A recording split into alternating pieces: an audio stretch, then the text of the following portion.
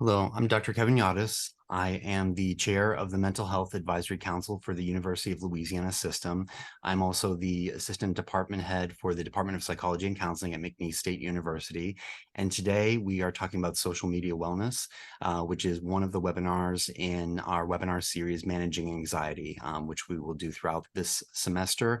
I'm joined today by Dr. Elizabeth Hornsby. Hello, welcome.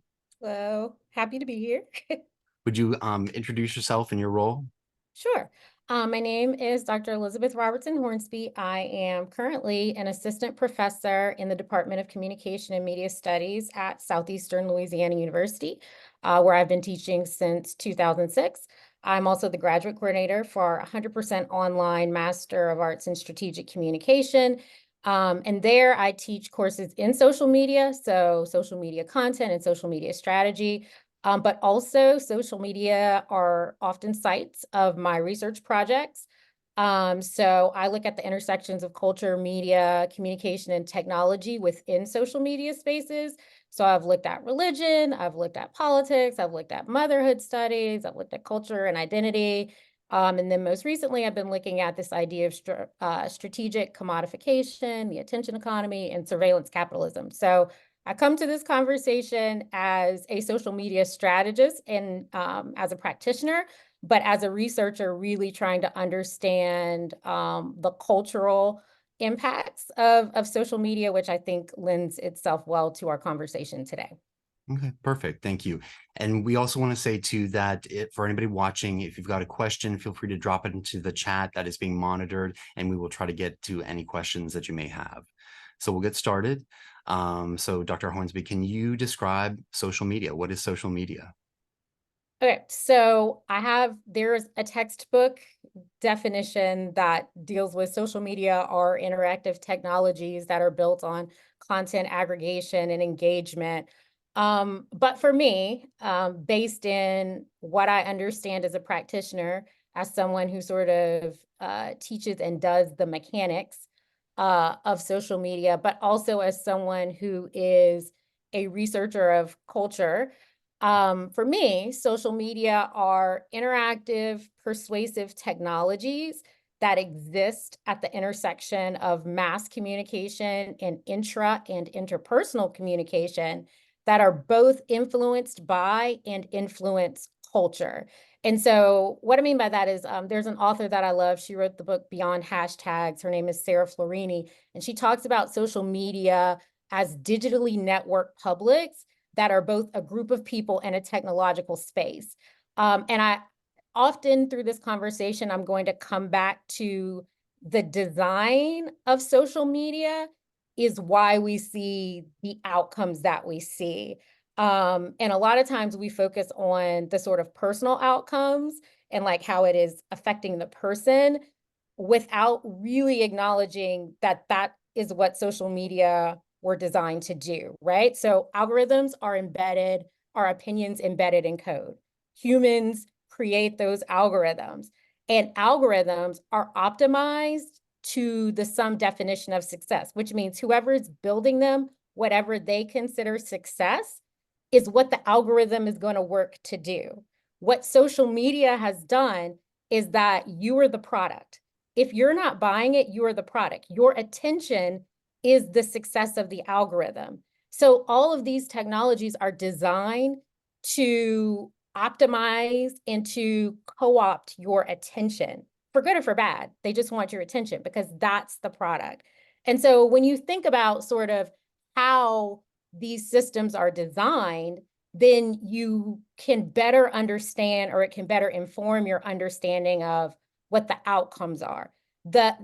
What I think a lot of people don't think about is that there are whole behavior change, and it used to be called persuasive technology labs, that where all these social media creators came from. Zuckerberg, Sistrom from Instagram, they all came out of these where they literally are learning the psychology of persuasion to embed that into the design of the media to get you to do what it wants you to do, but to make it appear to you that you are in control. And so I say all that to say, like, social media is much more than just the technology. It's much more than just the user. It's much more than just the outcome. It is all of those things. And if you can't have a conversation about all of those things, and you only want to talk about maybe the outcomes in isolation, or you only want to talk about the content in isolation, then you're doing a disservice in really understanding how humanity and technology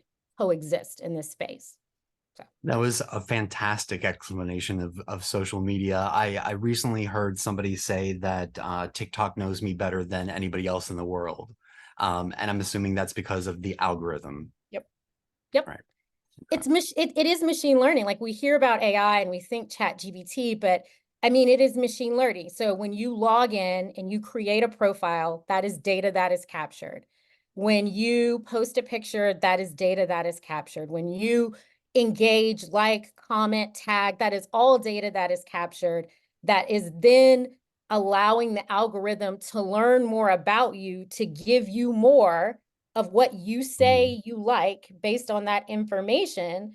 And so, yeah, I mean, there's agency. You are the person that is creating its user-generated content. But on the back end, the algorithm now is saying, okay, this person has done all this stuff. I'm going to make sure what is served at the top, what catches their attention first, is based on this information. You're not controlling that. Algorithm is controlling that, right? Mm-hmm. And so, and then, I mean, I don't want to get too ahead of myself, but because I can. But yeah, yeah, TikTok knows, Facebook knows, all of these systems know, because they're designed to know. Because the more that they know you, remember, you're the product. So the better they know you, the better that they can advertise what they know about you to the people who then pay them, Mm-hmm. right? Like, they don't operate for free. So all of that becomes commoditized. So there's a vested interest in understanding you as a user. Edward Tufte, I'll end with this and we can move on. Edward Tufte is a computer scientist, and he says there are only two industries that call their customers users: illegal drugs and software. Mm-hmm. So I'll end All on right, that. that's a strong point to end on with this question. Um, so the next question for you is there's a lot of talk, and we all hear it in media about the negative impact of social media. What does research tell us? Okay, yeah. I'm going to start first with what research, building on the drug comment, right? Mhm. I want to start with what the research tells us about that, right? So there is research in sort of looking at the biology of interaction on these sites that says that social media in some ways functions like a drug, right? That we have a basic biological imperative to connect with other people that directly affects the release of dopamine in our reward pathway. And so what social media does is it optimizes that connection. And so there's a potential to want more of it. If you have a positive response by connecting with content in a certain way, your body's going to want to continually have that reward, right? And so, again, the design of these platforms is to create as many of those experiences based on what you are inputting into these platforms, is to then output to you things that feel rewarding, so you keep coming back to it. Let me hop So, in with a, I'm yeah, go sorry. ahead.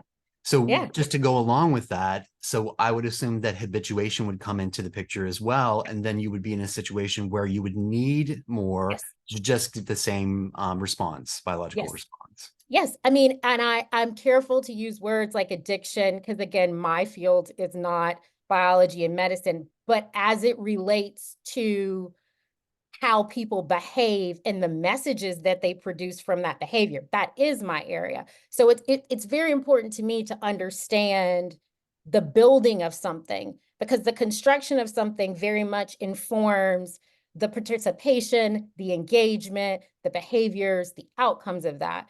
And so if we know, which we do know, because the creators and designers of these platforms have said in multiple talks, if you listen to them, that while they don't use the word addiction, they do want increased engagement, right? The more you engage, the better it is for the platform in a couple of ways. It knows you better. The more you input, the more it learns about you. But the more you use it, the more attention you are giving it to it in hopes that it does become a habit. It is designed to change behavior, in that it is designed to change your behavior, that when you first wake up in the morning, before you do anything else, you go to your phone and you open the app. It's a behavioral change. And it's small and imperceptible, and it can seem innocuous at first. But often addiction can seem innocuous at first Mhm. until it's not, right? No, it's not. And so to the point of mental health, gosh, if what we know about anything that changes behavior in that way, how it affects mental health, you can map that on to social media, because it is Mhm. in effect doing the same thing. What you know about addiction, you can map that on to social media. What you know about anxiety, loneliness, self-esteem, all of those things, because social media can act as a drug, a negative habit, all of those things. And so I think oftentimes we want to separate it in ways that aren't real and talk about social media as if it is different from some of these other things, because not everyone uses it that way. But I think it's helpful for us to think about it in the ways we sort of think about these other maybe negative behaviors or harmful behaviors, because it can have the same outcomes. We're not starting from scratch. It's a lot of times what I want to say. Like, people want to like reinvent wheels. We're not starting from scratch, because the psychology and the biology behind a lot of that is happening. It's just happening in a mediated context.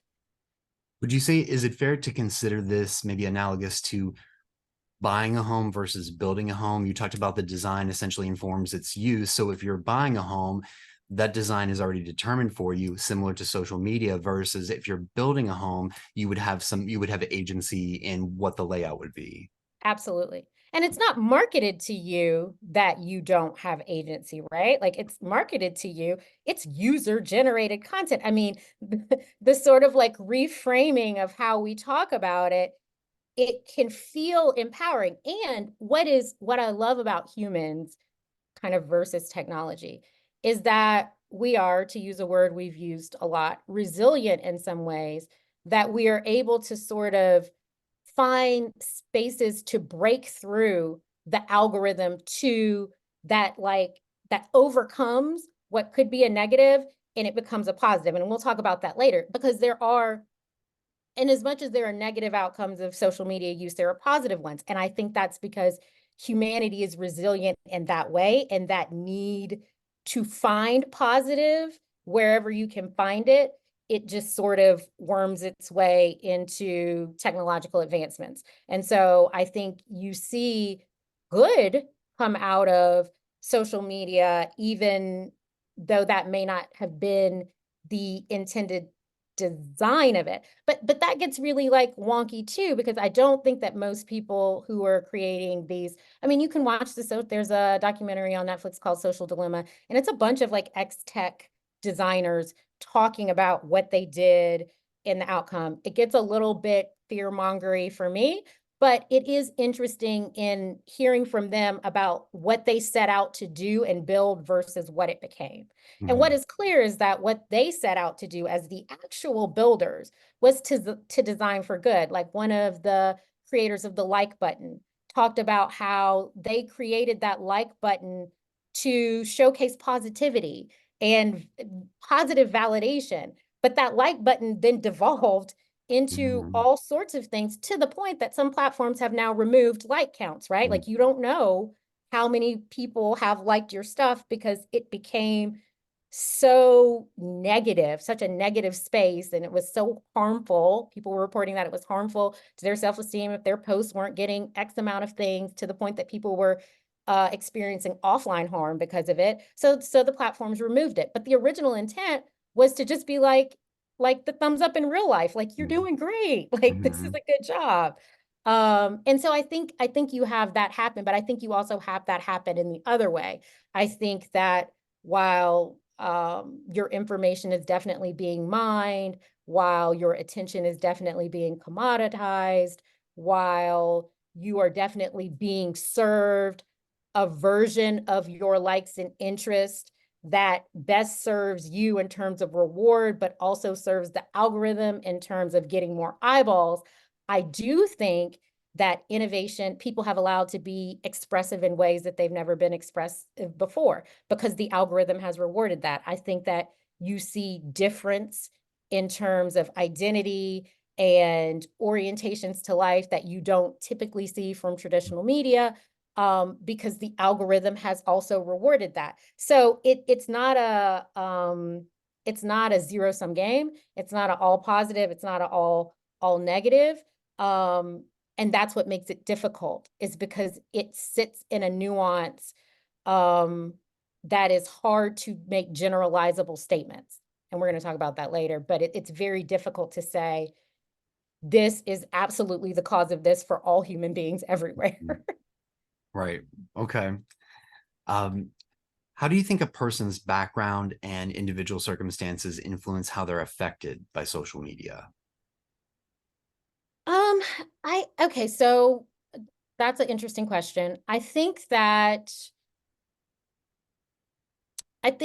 understanding a person and all the things that make up a person is difficult in general. It's difficult in research. Again, research prioritizes, especially empirical research, prioritizes generalizability, and that's very difficult when you start disaggregating things. Um, I think that in thinking about how these platforms are designed, you have a disaggregation of information. What you log into your TikTok and see your For You page is different than mine. So we have a disaggregation of information that affects perceptions of credibility. So who I am as a person very much informs how I engage in the platform, which then informs what is served to me.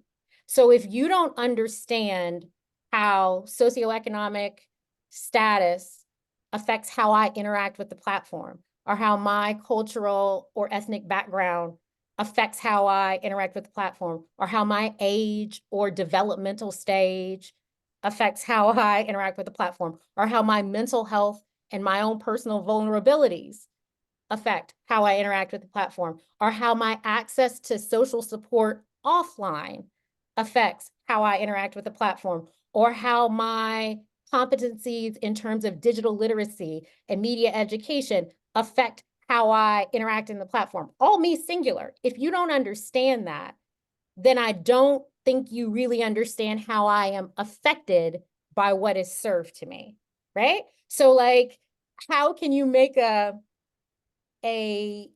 confident statement that social media are affecting Elizabeth in this way without understanding all the things that make me who I am? So is it fair to say, excellent point. Is it fair to say, I think that's very true for adolescents and the adults who are responsible for them. I'll just say that that the companies who produce social media, they understand it. Because they have the data. So like I mean, think about it. We are university researchers. It is difficult for us to collect statistically significant data in a general sense, Mhm. right? But these companies track every click you make. They do a sentiment analysis, the machines do, a sentiment analysis of every post, not only you generate, but every post you interact with. They look at the time of day. They look at how long you spend. I mean, if we as researchers collected the amount of data on a singular person that these companies, these billion-dollar tech companies, are able to extract from not even a whole lot of time on one of their platforms, we would be way more informed, I think, in terms of behaviors, disaggregated behaviors, right? And I think we could possibly make more nuanced and informed assertions based on that data, then followed up by, because I'm always a fan of like, you should talk to people, because how I interact in a digital space is not the sum totality of who I am. You may look at how I interact in a space and then talk to me and be like, I didn't think you were like this. I've had that before. Like, who you are here is a little bit different. And there's reasons for that. We've learned how to manage and curate and filter and influence and be the person we want to be in those spaces.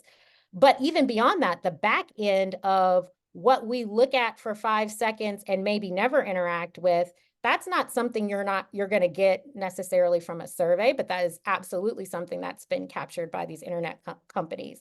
And so I think, to your bigger point, and I think there was an addendum in the questions that you sent over. You asked, how should we balance this with what scientific research tells us? I think that generalizations are okay to start as guardrail rails, but I think that there should be an investment both in labor and in financially in understanding folks in a much more disaggregated way. Because even as I check the demographic boxes of being African American or Black, being a woman, identifying as a woman, my degrees that I have, there's so much more that affects how I engage and am affected by social media than what you're going to get in a basic demographic kind of Q&A questionnaire. Perfect. What's your perspective on how social media use relates to mental health outcomes across different groups, like young adults, those from marginalized communities? I think I think that it's doing the best it can, all the things I just stated withstanding. I think for me, and in my field in communication, where we really look at messaging and persuasive messaging and how those messages affect behaviors and outcomes.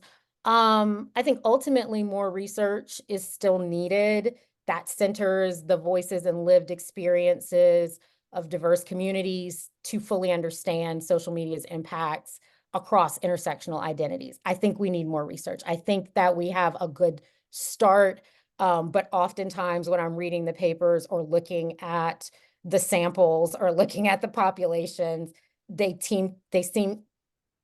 very monolithic and they're not very intersectional. It's very like age. We looked at age.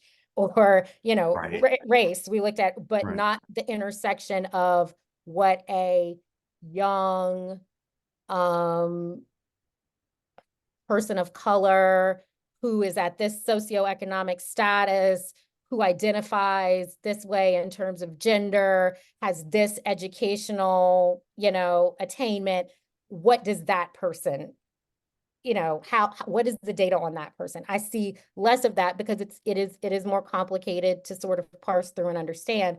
But I think we need more of that because I think an interdisciplinary approach will help with the support that we want to give to the populations that we want to help navigate this. But I think taking a very sort of monolithic approach, we're not going to be able to provide that in the best way possible because it's conflicting, right? So research says that a higher social media usage for young adults is linked to depression, anxiety, but at the same time, it says in that same age group, social media can provide connection and self-expression.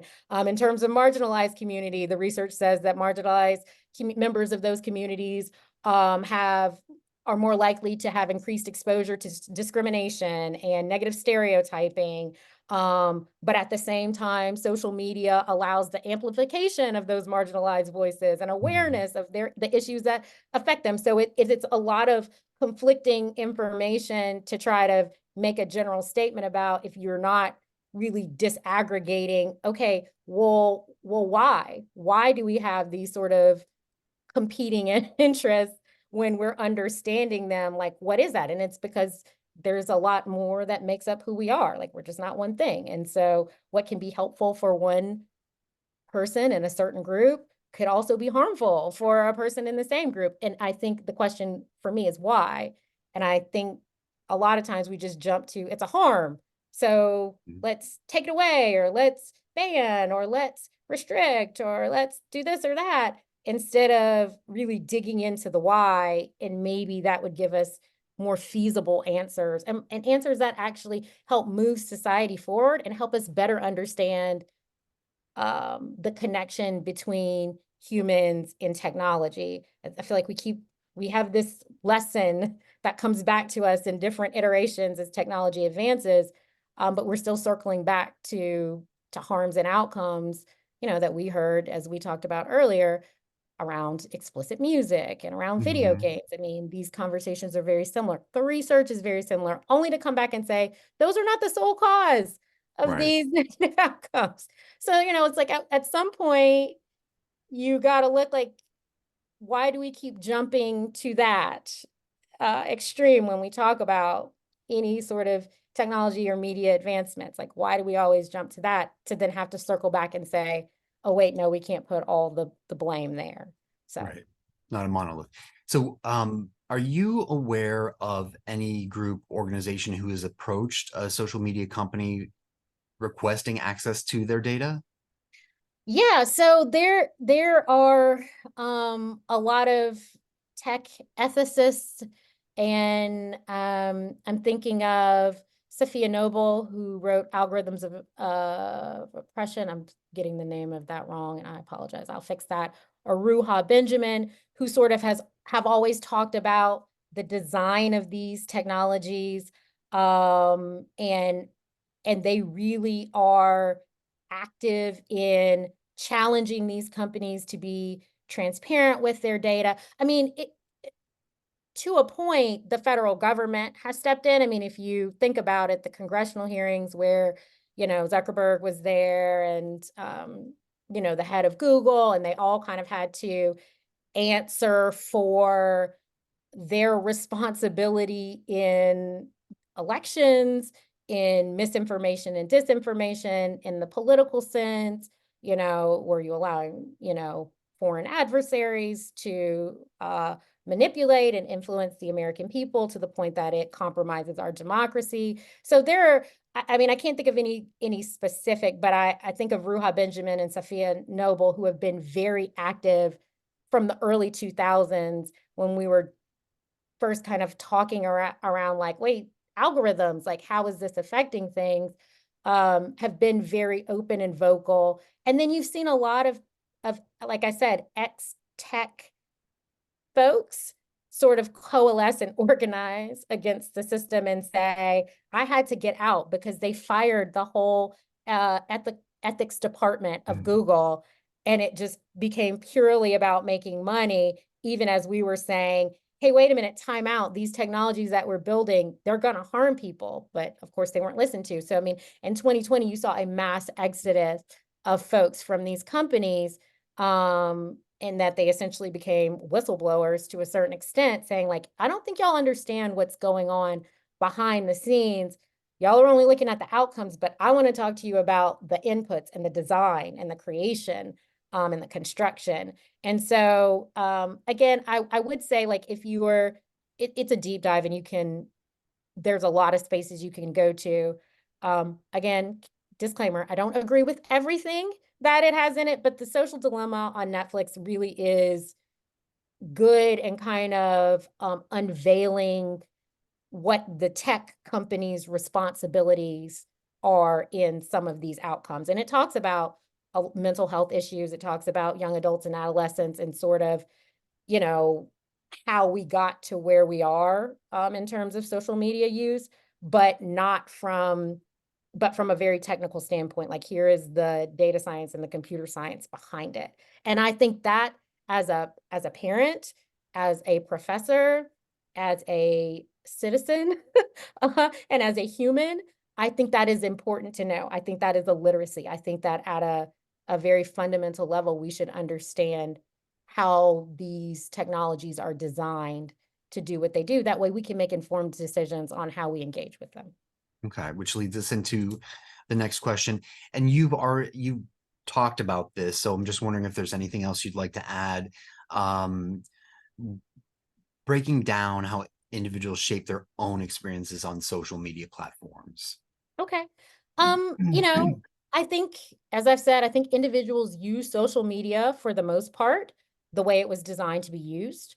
I think that, and I think I know based on the folks who created these platforms that design was intentionally applied to the extreme, where the creators want to modify someone's behavior in a slight, gradual, and imperceptible way, right? Like not immediately, but every time you refresh or you scroll your social media feed, you are engaging in some sort of positive intermittent reinforcement that makes you want to do it again, right? Mhm. Like, and I heard someone describe it almost like a slot machine. Like you refresh and you scroll on the off chance that you hit, right? And you get all the numbers, or you get all the fruit or whatever. I've never played a slot machine, but I've seen them. And so but it then becomes an unconscious habit, and you don't even think about what you're doing.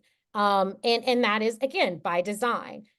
These folks set in persuasive technology labs, like I said before, and really pontificated and thought about how can we use everything we know about the psychology that persuades people and build that into this technology. Like that was the thought, right? So if that is the case, your engagement, in some ways, the agency has been co-opted, but you do still have control over what you put in or what you choose not to put in. So like there are some people who I know who have accounts and they never post, right? And so the algorithm is still collecting data on what they're looking at and what they engage with, but it's not as complete as someone who's posting all the time. I have, there are people who don't post pictures of themselves or of people they know, or whatever. And that engagement, whether intentional or not, that engagement with the algorithm, it changes what the algorithm knows about them. And so I think that while yes, the design and the features, the tagging, the notifications, the filters, all of that is designed for you is designed to capture your attention and keep you engaged.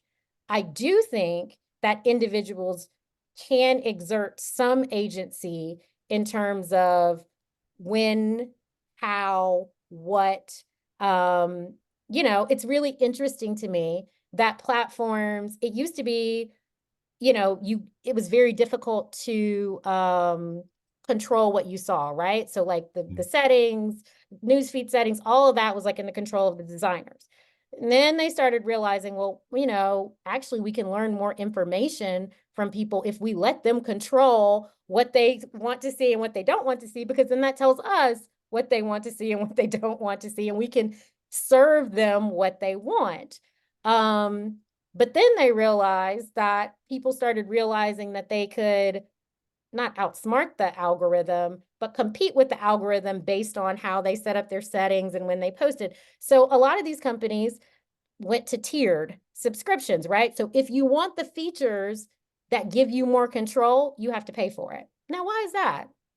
Why would they want you to pay for? Because they're losing money on you taking control of your feed and your algorithm.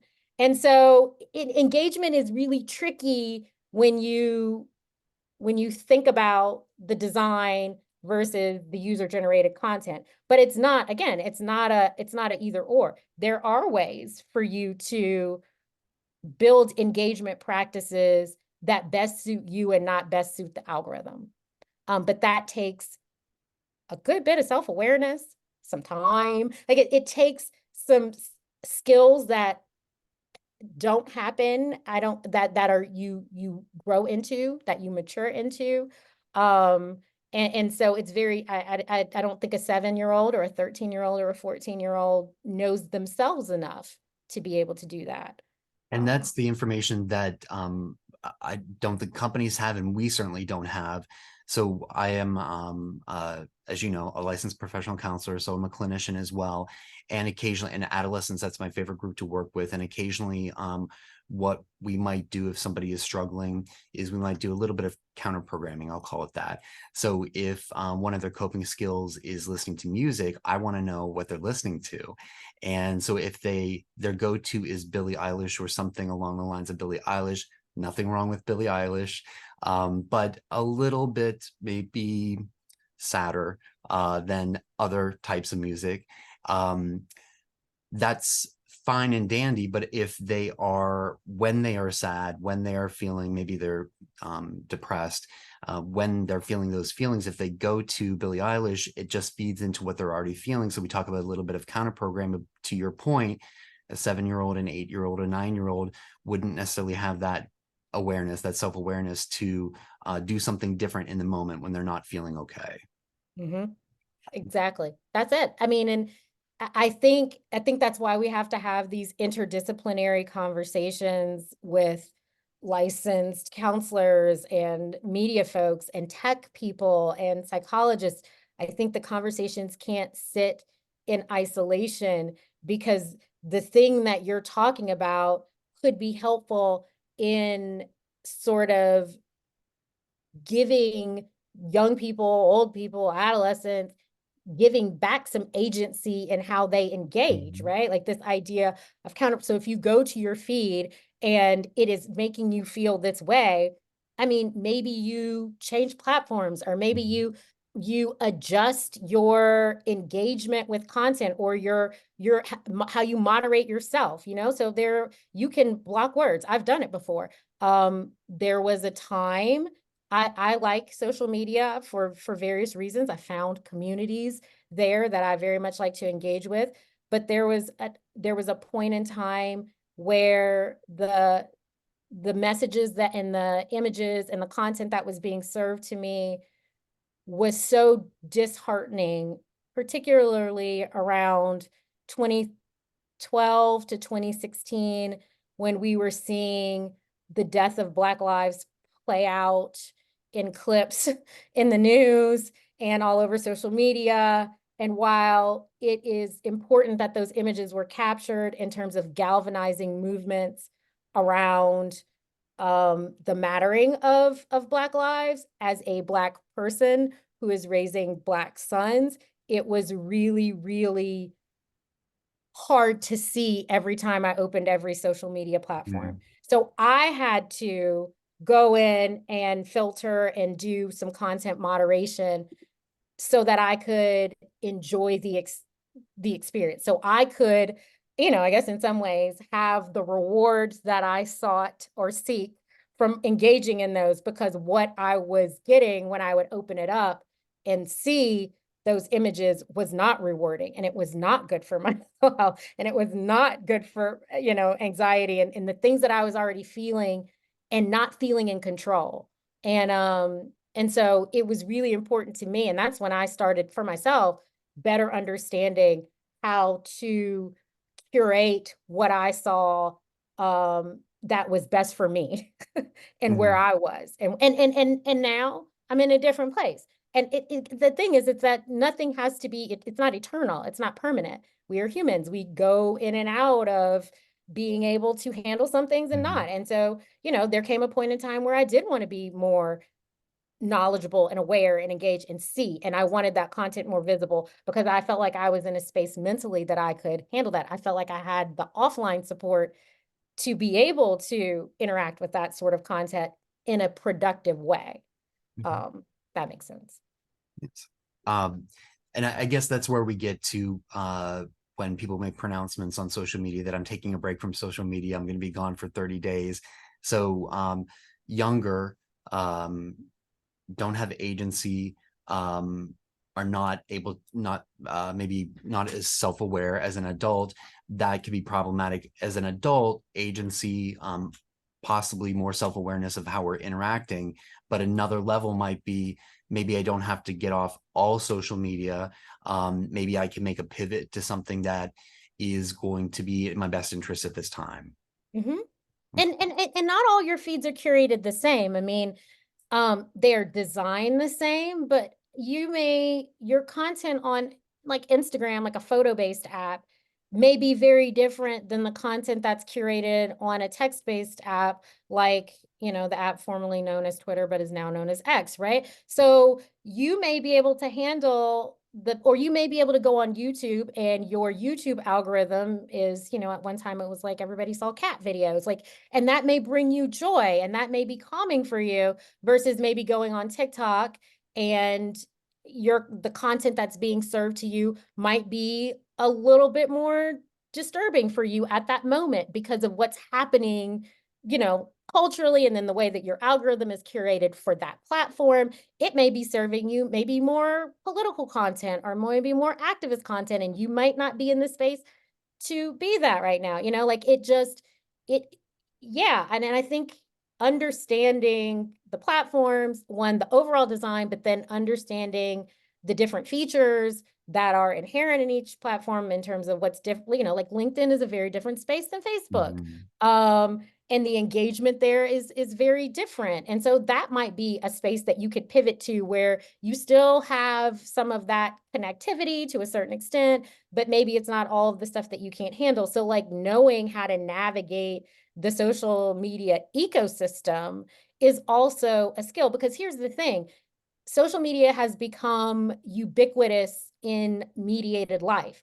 The news reports on what's happening in TikTok. I just saw on Good Morning America, Robin Roberts had Risa Tisa, who went viral for a TikTok story. Robin Roberts did a sit down with her in the morning news. That is a TikTok story. I mean, how many times did you hear, in any administration, the president said on Twitter, or, so and so did this, the governor put this on Facebook. Like it now has become so ingrained in our mediated lives that it is difficult that even if you don't engage in the platform, to a certain extent, what's going on in the platform because it is news. It is now where news breaks, right? Mhm. It breaks on social, and then at 5 o'clock, you see it on television. And so how then do you navigate that where you may, I have family members who have deactivated their Facebook accounts. My parents do not have social media, but they absolutely, whether it be in general conversation or just the news, will mention a social media platform in conversation at any given moment, even though they are not active users on any platform. Mhm. So I think you have to take that into account, that it's not going away in as much as it has wormed its way into our mediated lives. So it is incumbent upon us to understand it, because it is so ubiquitous. But I do think that there are other mediated and technological transformations that can help inform what we know as we are on this journey to better understanding mental health outcomes, political outcomes, credibility outcomes, public health outcomes, how all of that is influenced and influences social media. And to your earlier point too, that I think to the average consumer, this seems as if it's been very rapid. The advent of social media and its important role in our lives, but it's been a long time coming too. It's just the piece that we see has seemed to be very, very rapid. So in the time we've got left, we've got a few more questions. Let's talk about the most concerning negative effects and positive effects of social media. Okay, I mean, I think for me, the most concerning effect is sort of the weaponization of social media for offline harm.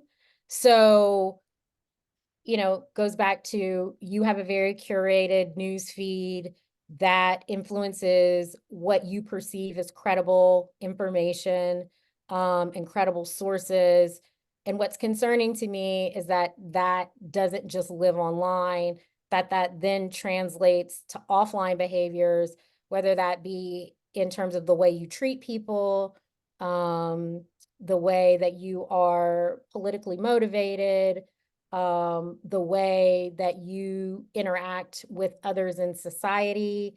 I think the reinforcement of bias, polarization, it exacerbates a lot of the mental health issues that are often discussed when talking about social media. So the reinforcement of bias and polarization has been linked, not without social media, linked to increased anxiety and stress and exacerbation of existing mental health illnesses. I think that is only compounded when it happens in your virtual in digital communication, and then also in your physical life, right?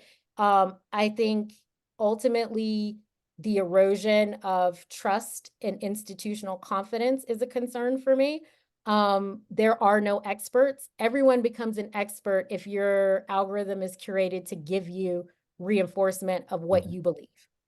So how then do you ever interact with someone else who may have a valid and differing opinion if you say, well, no, no, no, no, because when I am online, this is what I see. Mhm. And that's really difficult. I mean, we saw some of that with the pandemic. We definitely saw that around discussions around election, the fact that doctors have, in terms of what the research is saying, the general public's confidence in doctors and physicians who have gone to school has decreased in Mhm. the last, in the last decade, which can be linked. I would not say it is a correlation, but could be linked to where people are getting their information from and the credibility of that information. The fact that, people will go to social media sites for medical diagnoses before they go to a medical doctor. And then the algorithm feeds more of that, and the algorithm rewards sensation. So it's going to give you not just sort of like objective information, it's going to give you sensationalized information that then becomes credible information to you. So for me, that is, I think, because that touches so many facets of our life. When we don't have trust in the things that we should have trust in, then who is the expert? And if everyone is the expert, how do we exist as a society, as a functioning democracy, and as a humankind that has respect and dignity for all people? That's the most concerning. On the flip side, the positive side, again, I think humans are resilient in sort of intentionally designed systems. They find ways to be liberatory. And I think that we see that with particularly marginalized groups and folks that don't have as much representation and visibility in traditional forms of media. I think that those groups' ability to leverage the internet and social media more specifically to foster connection, to provide access to support networks, to raise awareness, to reduce stigma, to offer spaces where you can be self-expressive, where you can explore your identity without being judged, and also spaces of empowerment and advocacy. I think that's really important. And I think that, when you are not in the dominant, you're always finding ways to be and Mhm. exist because the spaces weren't designed for you. And in this, so it tracks to me that marginalized communities have found ways to make space for themselves, because that is often how they exist in their offline life. So why would that not carry over into the digital spaces? So I think that's really exciting. And I think that if we can get the design to optimize that instead of optimize the other, then we move into a more ethical mediated experience. Love that. Thank you. Um, how do you think guidelines for appropriate social media use should adapt to accommodate maturity, environmental influences of an individual? I think, and I believe you're going to put a document in the chat, the APA document. I think that those guidelines are really good. I really do. And from, again, I'm not a counselor, but from where I sit in my discipline, I think they're really great. As a parent, I think they're really great. I think that the next level of that is a more intentional focus on persuasive technology and behavioral change characteristics built into the social media to inform the next iteration of those guidelines. I think what they have is a good place to start, but I think we need to go back to better understanding the design and it's psychology, right? So Mhm. to understand the psychology of that design and really try to think about how the psychology of that design affects some of these mental health outcomes.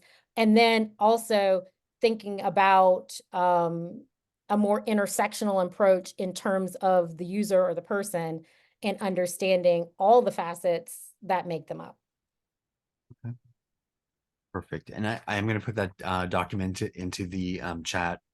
So my final question for you is, can you share any personal or professional experiences where you've dealt with social media related issues and how you've handled them?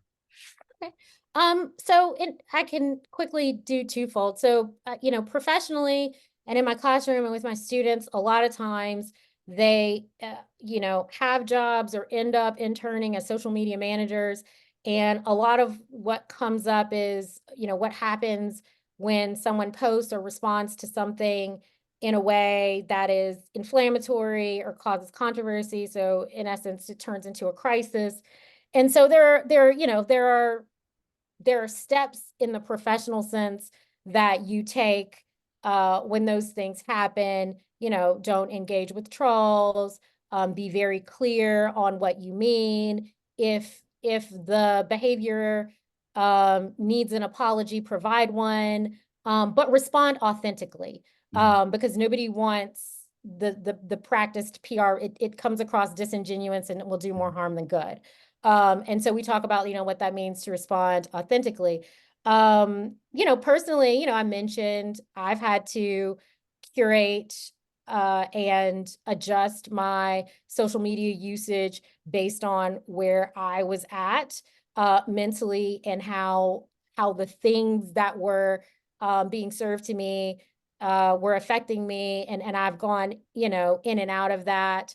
And I would say again, it is kind of like how I think about it in a professional sense. It's remaining authentic, but being authentic, it sort of assumes that there is an awareness of self or of entity that not everybody has. So the better I understand myself, the more productive and I would say healthy I am in engaging in social media. And sometimes you don't know that till you're sort of in an unhealthy situation. Like I may not know that this information is affecting me in this way until I'm in it. But then I take that and I say, okay, yeah, this is something that is not good for me. It may be good for other people, but it's not good for me and where I'm at right now. So I'm going to make a decision to not engage in that way. And so that is kind of my like authenticity is really, really important because the algorithm will want to push what it thinks is authentic to you. So if your only sort of rebuttal to that is to understand what authenticity is from your human sense and sort of combat the algorithm with that, whether that be in personal or professional way, I think that is where you can have some agency. And so that's what I do. I mean, and then the other thing is just social media, it can be an unsafe space. I mean, I Mhm. know I've got several colleagues who have been doxxed, people have taken what they've said in these social media spaces and found them in their real lives. And it's created a real sense of danger. And so, the internet never forgets what you put in there, even if you delete it, it's not deleted.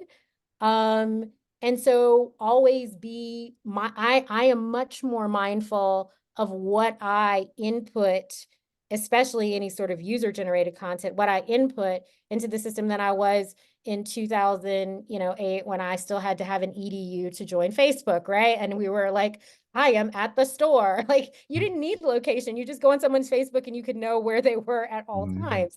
And so but again, that has come with age and maturity and understanding the dangers that can happen with sharing all that information to a public, has changed. And so I think that authenticity self-awareness, these things that are not just germane to social media usage, but are just things that we should understand about ourselves as humans, can then be applied to our social media engagement.